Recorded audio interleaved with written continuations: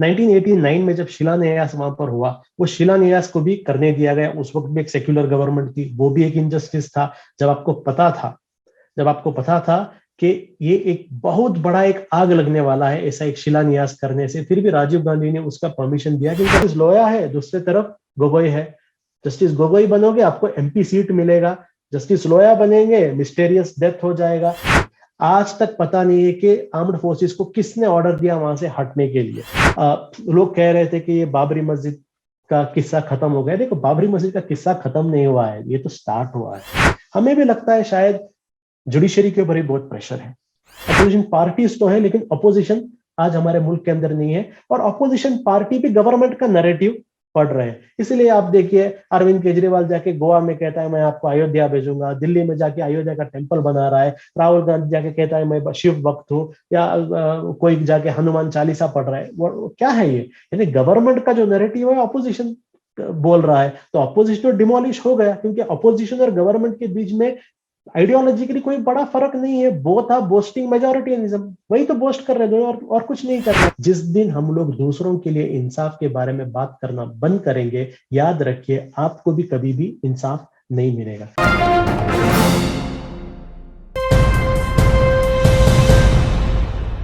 हम यहाँ पर बात कर रहे हैं इनजस्टिस की, इनजस्टिस बाबरी मस्जिद पर जो नाइंसाफी उसके बारे में बात कर रहे हैं।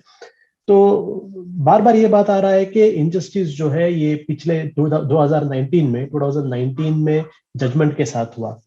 थोड़ा हमें उसमें पीछे जाना पड़ेगा। इनजस्टिस जो है 2019 से नहीं हुआ, बहुत पहले से हो रहा है और अलग अलग लोगों ने किया। तो बाबरी मस्जिद के साथ जो इनजस्टिस हुआ, मुझे लगता है कि 3 तरीके की कैटेगरीज के लोगों ने इसके साथ इनजस्टिस किया होगा। इसमें पहला कैटेगरी जो आता है वो हमारे मुल्क के सक्सेसिव गवर्नमेंट्स की तरफ से होगा, वाइदर इट सेक्युलर गवर्नमेंट और कम्युनल गवर्नमेंट। एक सक्सेसिव गवर्नमेंट पहला है। दूसरा हमारा जुडिशरी, तीसरा मुस्लिम कम्युनिटी। ये तीनों भी है। आप लोगों को ताज्जुब होगा कि मुस्लिम कम्युनिटी के बारे में क्यों कह रहा हूं, क्योंकि मुस्लिम कम्युनिटी का भी एक बहुत बड़ा रोल है। मैं आगे आपके सामने उस बात को रखूंगा। तो पहली चीज अगर हम देखेंगे, ये जो 2019 में जो जजमेंट आया, ये जजमेंट जो है एक आखिरी कड़ी थी। इससे पहले बहुत सारे सीरीज थे। इससे पहले भी अगर आप देखेंगे, बाबरी मस्जिद का जिस दिन से इशू हुआ उस दिन से बहुत सारे ऐसे इंसिडेंट्स हुए हैं, जो इंसिडेंट्स ने बार बार लगातार बाबरी मस्जिद पर इनजस्टिस किया। अब सबसे पहला केस ले लीजिए 1949 को, जब वहां पर मूर्तियां रखी गई। हमारे बुक्स में आता है कि जवाहरलाल नेहरू ने उस वक्त के यूपी के चीफ मिनिस्टर से कहा कि आप उस को सरायू नदी में फेंक दो, और चीफ मिनिस्टर ने कहा कि मैं फेंक नहीं सकता। तो प्राइम मिनिस्टर कर क्या रहे थे? क्या इंडिया का प्राइम मिनिस्टर इतना मजबूर था कि वो सेंट्रल फोर्सेस को नहीं भेज सकता था? क्या वो इंटरवीन नहीं कर सकता था?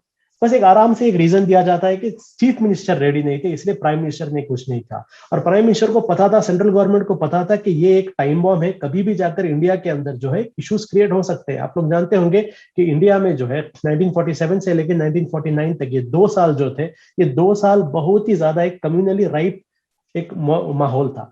बहुत ज्यादा कम्युनल इंसिडेंट्स पूरे इंडिया में, स्पेशली जो नॉर्थ वेस्ट और ईस्ट में बहुत सारे कम्युनल इंसिडेंट्स हो रहे थे। तो इस तरीके के एक माहौल में जब आप जानते हैं कि मुल्क में धर्म के नाम पर मुल्क का बंटवारा हुआ है, उसके बाद ऐसे एक रिलीजियस इश्यूज को जिंदा रखना कितना डेंजरस हो सकता है, ये सेंट्रल गवर्नमेंट को पता था। उसके बावजूद सेंट्रल गवर्नमेंट में इसमें इंटरफियर नहीं किया, इंटरवीन नहीं किया, इशू को ऐसे ही बरकरार रखा। दूसरा चीज, वहां पर स्टेट गवर्नमेंट्स की भी जिम्मेदारी थी। आप वहां पर एक मूर्ति रखती है, आप निकाल सकते थे। कौन सी बड़ी चीज थी निकालने के लिए? इस वक्त के जैसा, अभी के जैसे माहौल भी नहीं था। और एक चीज हमें याद रखना चाहिए, ये जो राम मंदिर अयोध्या इशू है ना, ये 1980s तक नेशनल इशू नहीं था। ये नेशनल इश्यूज 1980s के बाद बना। उस वक्त 1949 में सावरकर ने सबसे पहली बार इसको नेशनल इश्यूज बनाने की कोशिश की थी। नागपुर में जब अपने जो एक हिंदू महासभा के स्पीच में सबसे पहले सावरकर ने ये मूर्ति रखने के इश्यूज को रेस किया था। और उस वक्त हिंदू महासभा के जो एक्टिविस्ट थे और उनके जो पॉलिटिशियंस थे, वो लोग इसको इशू बनाया करते थे। ये नेशनल इशू कभी भी नहीं था, ये सिर्फ एक लोकल इशू था। और जैसा आप जानते हैं, मुझसे पहले प्रोफेसर मीना ने भी एक बात कही थी कि जो राम का इमेज जिस तरीके से बनाया गया, हर कोई जानता है कि राम का जो इमेज था वो एक नॉर्थ इंडियन अपर कास्ट खुदा के बारे में, एक गॉड के बारे में एक इमेज था, एक डीटी का इमेज था। साउथ इंडिया में अलग अलग लोगों के अलग अलग उनके खुदा होते थे। तो ये भी 1980s के बाद का एक सिम्टम है। तो ये जो जस्टिफिकेशन आज की सेक्युलर गवर्नमेंट देती है, स्पेशली कांग्रेस देती है कि बड़ा इशू हो जाता वहां से मंदिर मूर्तियों को निकालने, वो एकदम ही बेबुनियाद है। वो सिर्फ एक लोकल अयोध्या का इशू था, उसको बहुत इजीली डील कर सकते थे, लेकिन नहीं किया गया। नंबर 3 अगर आप देखेंगे उसके बाद, वापिस मैं आता हूं सेक्युलर गवर्नमेंट्स की एक नाकामी के ऊपर। 1989 में जब शिलान्यास वहां पर हुआ, वो शिलान्यास को भी करने दिया गया। उस वक्त भी एक सेक्युलर गवर्नमेंट थी, वो भी एक इनजस्टिस था। जब आपको पता था, जब आपको पता था कि ये एक बहुत बड़ा एक आग लगने वाला है ऐसा एक शिलान्यास करने से, फिर भी राजीव गांधी ने उसका परमिशन दिया, क्योंकि राजीव गांधी खुद एक बैकफुट में थे। शाहबानो केस के बाद उन्हें अपने सेक्युलर क्रेडेंशियल्स को दिखाना जरूरी था, अपना एक बैलेंसिंग एक्ट बहुत जरूरी था। इसलिए हम देखते हैं कि 1989 में उन्होंने शिलान्यास की परमिशन भी दी, और वहां पर अपने इलेक्शन कैंपेन को अयोध्या से शुरू करके राम राज्य का जो कॉन्सेप्ट है वो भी राजीव गांधी की तरफ से ही आया। तो ये पूरी तरीके से आप सिर्फ एक फैसिस्ट, आरएसएस फैसिस्ट के ऊपर नहीं डाल सकते, यहां पर भी बहुत चीजें हुए। 92 में आप देखिए, 92 में मस्जिद की प्रोटेक्शन की जिम्मेदारी सेंट्रल गवर्नमेंट की थी।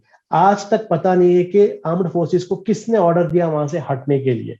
इंडिया की एक आर्म्ड फोर्सेस जो एक तरफ से पाकिस्तान को फेस कर रही है, एक तरफ से चाइना को फेस कर रही है, अलग अलग इंटरनल एंड एक्सटर्नल थ्रेट्स को फेस कर रही है, वो सिक्योरिटी फोर्सेस को एक मस्जिद प्रोटेक्शन करने नहीं हुआ क्या? इसका मतलब क्या है? वो मस्जिद को प्रोटेक्ट कर सकते थे, लेकिन जानबूझ के उन्हें इंस्ट्रक्शंस दिया गया था कि मस्जिद की प्रोटेक्शन ना करें। तो ये पॉइंट भी हमें याद रखना चाहिए। उसके बाद आप देखिए 1992 से लेकर 1996 तक इंडिया में एक सेक्युलर गवर्नमेंट थी। इंडिया में कोई बीजेपी की गवर्नमेंट नहीं थी 1996 तक, नरसिम्हा राव की गवर्नमेंट थी। अब नरसिम्हा राव की गवर्नमेंट थी तो उस गवर्नमेंट के वक्त नरसिम्हा राव बहुत चीज कर सकते थे। जिस दिन बाबरी मस्जिद के शहीद हुआ, आकर मुल्क के सामने एकदम एकदम फसी उर्दू में अगर वो स्पीच कर रहे थे कि वापिस तामीर होगी, लेकिन क्या किस किस चीज ने उन्हें रोका? 1995 या 96 तक कांग्रेस की जो सेंट्रल गवर्नमेंट थी, उसको किसने रोका वहां पर वापस मस्जिद की तामीर करने के लिए? किसी ने नहीं रोका। यानी स्टेटस को रखना उनका एक मकसद था। उसके बाद वापस हम कहते हैं कि 2004 से लेकर 2014 तक वापस इंडिया के अंदर 10 साल एक सेक्युलर गवर्नमेंट थी। वो 10 साल सेक्युलर गवर्नमेंट के दौरान में क्या हुआ? 2010 में लिबरन कमीशन का रिपोर्ट आया गया। लिबरन कमीशन के अंदर पूरी तरीके से 48 एक्सटेंशंस के बाद हम देखते हैं कि उसमें पूरी तरीके से कौन कौन इसके अंदर कल्प्रिट्स है उनको उनका नाम लिखा गया। लेकिन क्या किया गया? ना तो पार्लियामेंट में डिस्कशन हुआ, ना तो एक जुडिशियल एक्शन हुआ, कुछ भी नहीं हुआ। यानी कमिटमेंट ही नहीं था आपका। और देखिए, ये बाबरी मस्जिद इशू को डील करने के वक्त जब आरएसएस के लोग, जब संघ परिवार इसको एक वेरी एक्सट्रीम हिंदुत्व एंगल से लेके जा रहे थे, उस वक्त इंडिया में जरूरत थी, the government had to perform something called as very aggressive secularism. There was a need of aggressive secularism. लेकिन वो aggressive secularism Indian respective government ने नहीं दिखाया, उस वक्त की गवर्नमेंट ने भी नहीं दिखाया, अभी की गवर्नमेंट्स ने भी नहीं दिखाया। जब जरूरत था एग्रेसिव सेक्युलरिज्म दिखाने की, आपने नहीं दिखाया।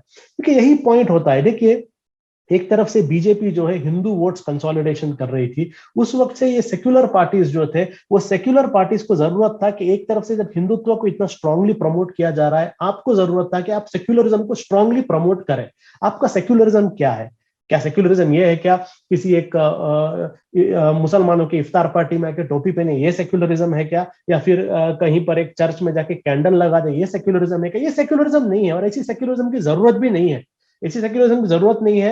आप किसी मुसलमानों के प्रोग्राम में आकर टोपी पहनने से सेक्युलर नहीं होंगे, या क्रिश्चियनों के चर्च में जाके कैंडल लगाने से आप सेक्युलर नहीं होंगे। आप सेक्युलर तब होंगे जब आप सेक्युलर वैल्यूज को प्रमोट करेंगे, एग्रेसिवली प्रमोट करेंगे। जब एक तरीके से बहुत स्ट्रांगली जब एक हिंदुत्व, एक आइडियोलॉजी को प्रमोट किया जा रहा है, तो you can not play soft Hindutva, you have to promote aggressive secularism. वो काम उस वक्त पे नहीं हुआ। तो ये इनजस्टिस, लोग कह रहे थे कि ये बाबरी मस्जिद का किस्सा खत्म हो गया। देखो, बाबरी मस्जिद का किस्सा खत्म नहीं हुआ है, ये तो स्टार्ट हुआ है।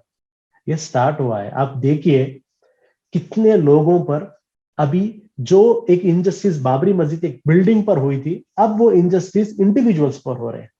अब वो इनजस्टिस इंडिविजुअल पर हो रहे हैं। जुडिशरी का जो एटीट्यूड है, वो एटीट्यूड एक मस्जिद के तहत क्या था, आज हम देखते हैं कि जुडिशरी का वो एटीट्यूड इंडिविजुअल्स की तरफ आ रहा है। इम्पॉसिबल है लोअर कोर्ट में बेल मिलना।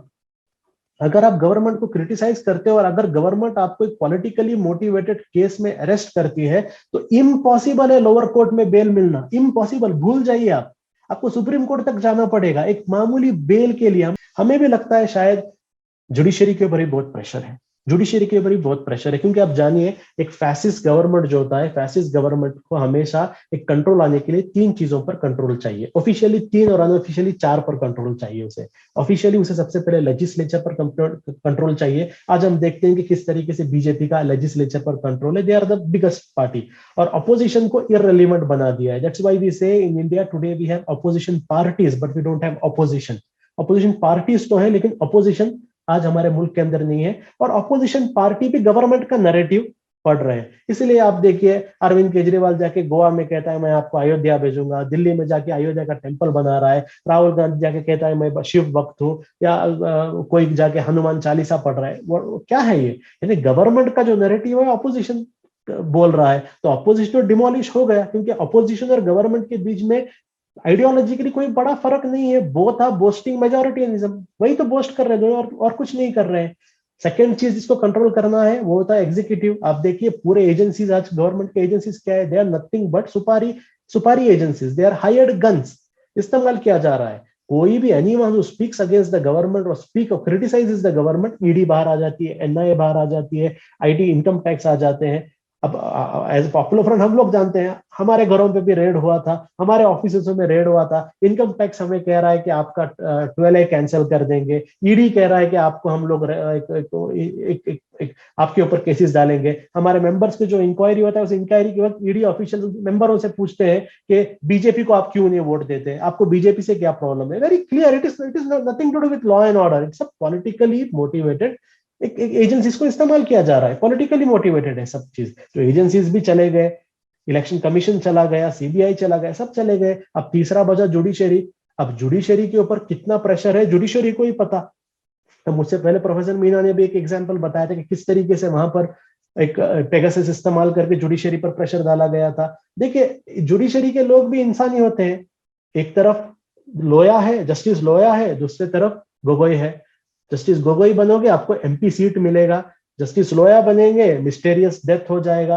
अब एज ए इंडिविजुअल आपको भी तो सिलेक्ट करना है कि आपको लोया बनना है या गोगोई बनना है, और मुझे नहीं लगता कोई भी लोया बनने के लिए रेडी रहेगा, हर कोई गोगोई बनने के लिए रेडी रहेगा। तो जुडिशरी के ऊपर कंट्रोल करना ये गवर्नमेंट का एक वेरी स्ट्रॉन्ग इंटेंशन है। जिस दिन हम लोग दूसरों के लिए इंसाफ के बारे में बात करना बंद करेंगे, याद रखिए आपको भी कभी भी इंसाफ नहीं मिलेगा। मैं इतनी बातों के साथ मेरी बातों को खत्म करता हूं। ये जो हमारा एक जद्दोजहद है बाबरी मस्जिद की याद को जिंदा रखने का, बाबरी मस्जिद के इंसाफ के लिए जो हमारा एक स्ट्रगल है, इस स्ट्रगल को कंटिन्यू रखना और अगले जनरेशन तक पास करना हमारी जिम्मेदारी है। मैं वापस सारे लोगों का शुक्रिया अदा करता हूं जिन लोगों ने अपने बेहतरीन रायों को पॉपुलर फ्रंट के इस सेमिनार में रखा और अपने रायों को पब्लिक के सामने रखा और हमारे साथ जुड़े, क्योंकि मैं जानता हूं पॉपुलर फ्रंट के साथ जुड़ना ही बहुत बड़ा प्रॉब्लम है, पॉपुलर फ्रंट के प्रोग्राम में आना ही, coming to program of popular front itself is a big problem, बड़ा प्रॉब्लम है। फिर भी आप लोगों ने हिम्मत करके पॉपुलर फ्रंट के प्रोग्राम में, मैं आप सबका शुक्रिया अदा करता हूं।